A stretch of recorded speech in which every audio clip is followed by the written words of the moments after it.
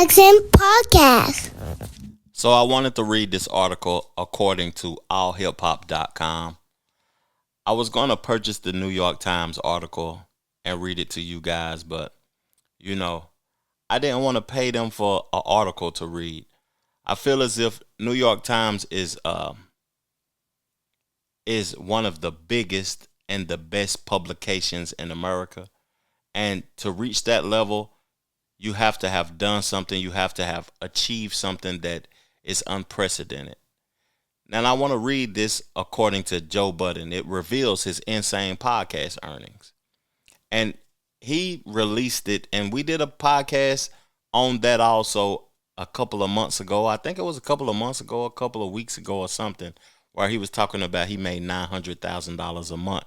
It was leaked information. So I wasn't too big of a fan of Joe Budden as an artist. I know he has a mega hit record that was on, I forgot, it was either Stomp the Yard, one of those movies. He did a lot with the Def Jam Vendetta, The Game, and Pump It Up was a humongous record that people don't give credit for today. And I would say that it's a platinum record. But his podcast is something different. He has had the biggest and the best on his show over and over again. It has the dopest conversations and has a great roster of individuals. So in this article, they say the former Slaughterhouse rapper podcast reportedly earns $1 million monthly through Patreon, making him the platform's top earner and solidifying his media dominance. Now, I want to say something. I remember when Rory and Mal left the podcast, and at one point in time, Spotify was offering him $20 million, and I don't know how long it was for. But he had did numbers on that platform, and he felt as if he deserved more, and he turned the deal down.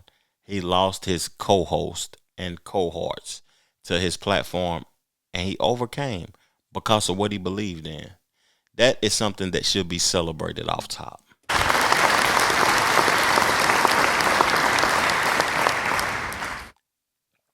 Most definitely should be celebrated. So Joe Budden is pulling in 7 figures every month from his podcast Patreon, according to a New York Times profile that breaks down his booming subscriber base and business model.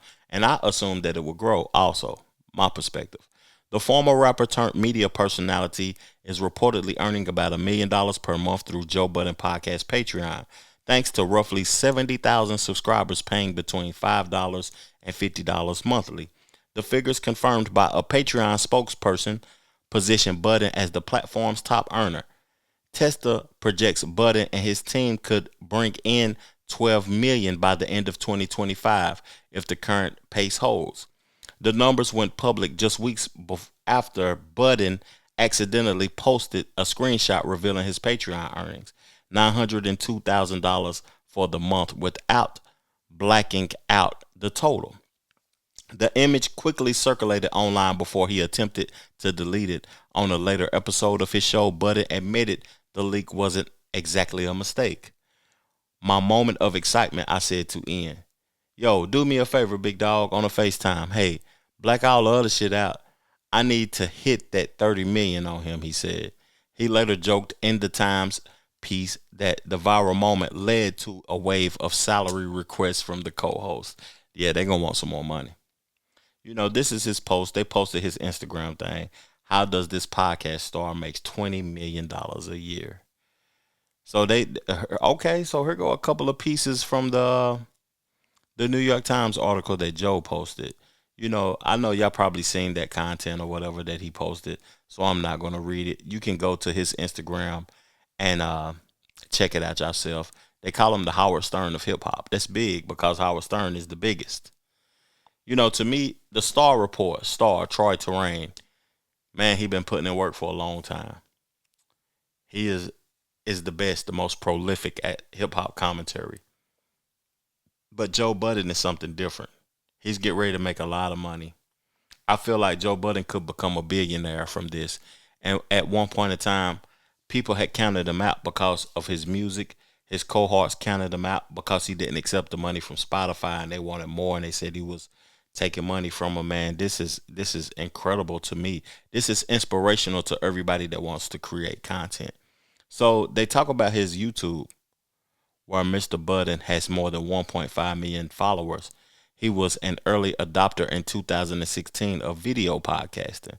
The company also sells merchandise and licensees some of his content. You know, another thing that's interesting about this, and I'm going to play a clip of why he's number one also.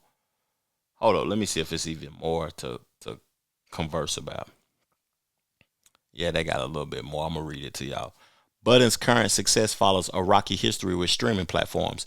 He previously walked away from a deal from Spotify. I just told y'all that, so I don't have to read much more of it. Where he said he was paid just $500. So he was a part of a co-host on Complex Everyday Struggle, where he said he was paid just $500 a week. He walked away from that. He walked away from the Spotify deal. You know, that's an interesting thing, to walk away from something that you feel as if doesn't value you. Wow. It's some things I need to walk away from right now because they don't value me. And I'm more valuable than they perceive me to be. But do I have the nuts to do it? Joe Budden should be applauded from that. He walked away from multiple deals. He walked away from rap because rap didn't value him. He walked away from Everyday Struggle because they didn't value him. He walked away from $20 million Spotify deal because they didn't value the content he was creating. Now look, $1 million a month.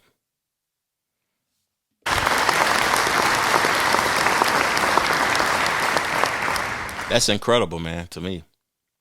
You know, I'm going to play a clip of the conversations, the type of conversations they have on his platform and why he's number one. And we're going to break down the clip as we listen to it. Let's get into it, man. Unethical? Yeah. My short answer would be yes, but I want it because I don't want to think I'm avoiding that. Well, that point answers it all. It's all unethical. Yeah. But I'm saying even in that context, it's relevant. No, but I want to hear why. I want to hear the why. Because there's a relativity to this too. Yeah. So I think that to have, again, some of this is abstract, but to have $1 billion, you have to willingly participate in a system that you know is going to create these kinds of outcomes. So I, as LeBron, may not do anything unethical. I just play and generate a lot of money. But so the conversation is capitalism and unethical system.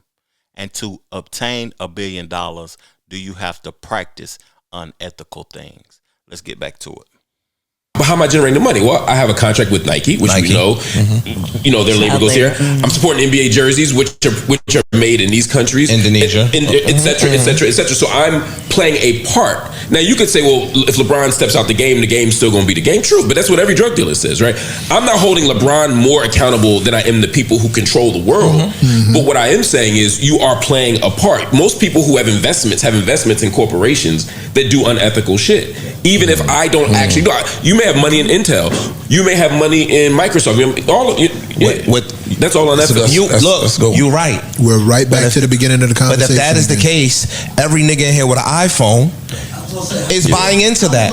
Every nigga in here that wears Jordans, Mark, you got a couple hundred pairs of sneakers like me. Yeah. So every nigga in here, you know, when you buy those sneakers that they being sold by a 12-year-old somewhere, then you are perpetrating that, whether you got $1 billion or if you got $5 million. I think we're all complicit. No one has clean hands.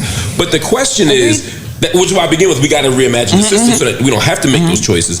But there is a difference between being part of a system which is unavoidable. Every time you go to buy food, you're participating in the system. There's a difference between that and making active decisions, like the brother we're talking about, to actually further consolidate the wealth in a way that doesn't have to happen. I just did a podcast with Officer Tatum and talking about morals and integrity in the capitalist system and black people being told that we're less than and that, you know, we didn't embrace credit investments. We felt as if we was being held down by the system. And capitalism is a system that doesn't have no morals and integrity. I'm going to say that again. Capitalism is a system that doesn't have no morals and integrity. That's America. That's I'm not telling nobody to do nothing that their soul doesn't agree with. But capitalism, the obtaining of finances is more important than a life in America. So it's a system that I feel as if you want to obtain things, if you want things, if you want to be able to get that peace that you want, to be able to move to that island or to be able to leave America, you have to participate in that system. That system is running everything in America. You may think that you can leave and you can do things morally, but that just ain't the case. I hate to say it because I feel like it should be some sort of structure, and we should care about one another to create a structure that is more feasible to the people. But that ain't the case. And that will never be the case. If you're alive right now, and you got to be alive to be listening to this,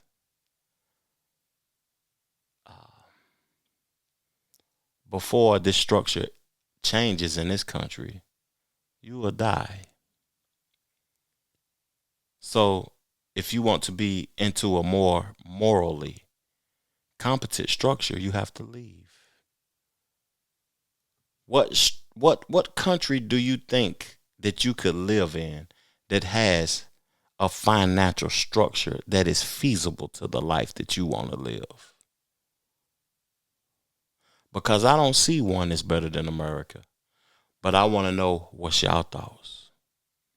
You know what I'm saying? And I'm just saying that you modified what you said today versus what you said before, because when you said it before, you were saying like no billionaire makes $1 billion ethically. Yeah, that's what I'm saying. In that they did some immoral shit to attain it. Yes. LeBron James playing a sport that he loved his whole entire life and reaping the benefits of that sport is not necessarily perpetrating some immoral act. And I'm saying it is. I didn't say it's not perfect. I'm saying he is. Yes, I disagree with that. But I'm not modifying my statement. I'm still saying that's an immoral. I don't say moral. I say what do you say to what do you say about the selling the Nikes is? What do you say about the Arizona Iced Tea guy? No, what do you say about Kyrie Irving that started his own sneaker line? But that's I'm gonna stop it because I know a lot of people that watch my podcast may be fans of LeBron James. Joe Budden just put up the Arizona Iced Tea guy. He just put that up.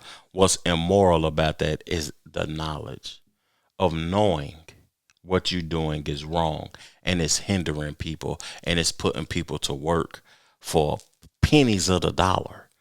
Some people may think that working is good though, but your time is more valuable than your job and it's benefiting one individual.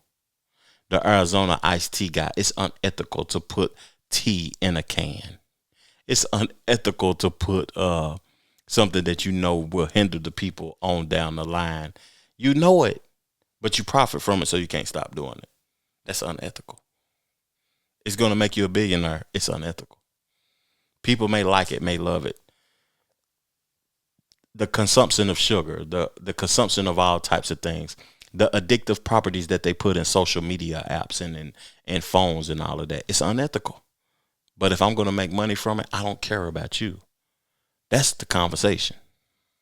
Sneaker line is not being made in America because if it's made in America, those sneakers cost $1,000. Is the Arizona another country? He keeps his prices the same. He keeps his prices the same. It was a product that already existed. He never changed, but no matter how the market went, no matter what, he could be charging $2 now. He's still like $99. Never marketed, never shot a commercial, never. I love that. I love that. Now, let me ask you this: what are the ingredients in it? I was just about to say what are the ingredients, and then the cans that it's made might be made somewhere else, or all of the products that he get. So from a global standpoint, there's no way we can move past. But also the number billion is a good flashy round number, but it's somewhat arbitrary, right? I'm not saying that right before that, the dollar before that you do it. You just because 50 years ago, or certainly 75 years ago, $1 million, I'd probably have said the same thing. But now, how the economy works, because you're just a millionaire, so now you're looking at it different, nigga. So you can sleep at night. Yeah, he looking at it different now. Yeah, man. You can say that. He won't say it. You can say that. It's okay. I sleep fine, but I'm sure I make choices. I didn't say I was that millionaire mattress. But I'm sure I make unethical choices. What pillows you got? The millionaire ones. You got the millionaire one. Extra squishy. Extra squishy. Made with the tears of poor people. Shakira Indonesia's hair is inside the... You think you got The Trevor Jackson Podcast. That's what makes that podcast worth $1 million a month. Those type of conversations. Appreciate y'all for tuning in, man. Let's further the discussion in the comment section below. Peace, love, plenty of abundance. Make sure you go get you some money. And I'm gone. Chill.